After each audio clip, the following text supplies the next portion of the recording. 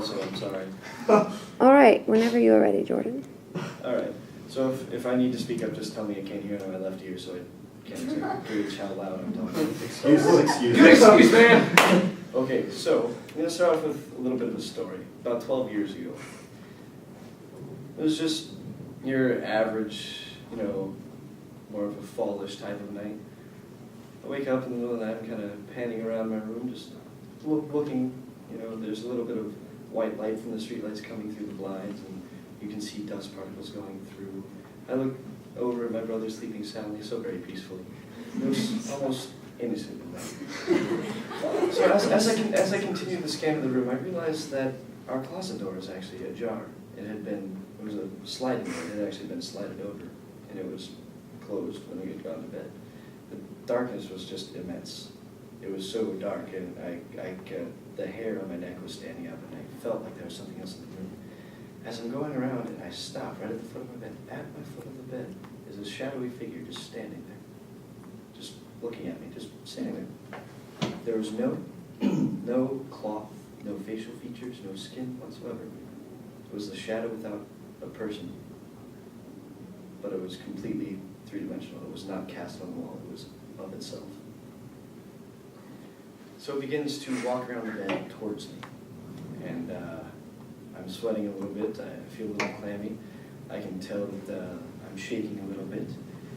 And as it comes closer, as it's reaching towards me, I quickly grab the covers and pull it over me, and I could feel the icy chill of his hand pass over mine. Now, as I'm sitting there, I feel comfortable with, the warmth of the blanket all around me, and I gather enough courage to yank it off, and he's gone. For the next couple of years of my life, I still dealt with that here and there. Every once in a while, I would wake up in the middle of the night, he'd still be standing there. But the problem is, did he exist? Do you think he exists? Maybe, maybe not. But one thing's for certain, I exist.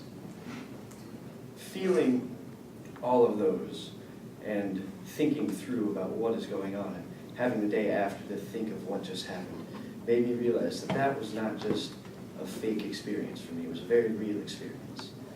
I felt the terror. I felt the sweat. I felt the cold of his hand. I thought that, I thought about either hiding up, just covering up and keeping myself safe, yelling for somebody, trying to run over and wake Tyler up. Or I thought about just letting him grab me and see what happens, just succumb to the darkness. You never exactly know how that would turn out. But because you feel things, you think things, you manifest yourself in that presence. I'm going to give you an example. I play airsoft. Imagine this. You're in the forest. It's a little bit rainy, the breeze is coming through from the north, it's a little bit chilly, but it's not just enough to make yourself sweat. You're trudging along, you've got your two best partners behind you, and you just feel the assurance that they have your back no matter what. As you're going through, you hear a twig sharply snap right next to you. You crouch on the ground a little bit so you can keep yourself down and hold still and just map out what's going on. You're thinking through your head that I was hunting somebody, but now I've become the hunted.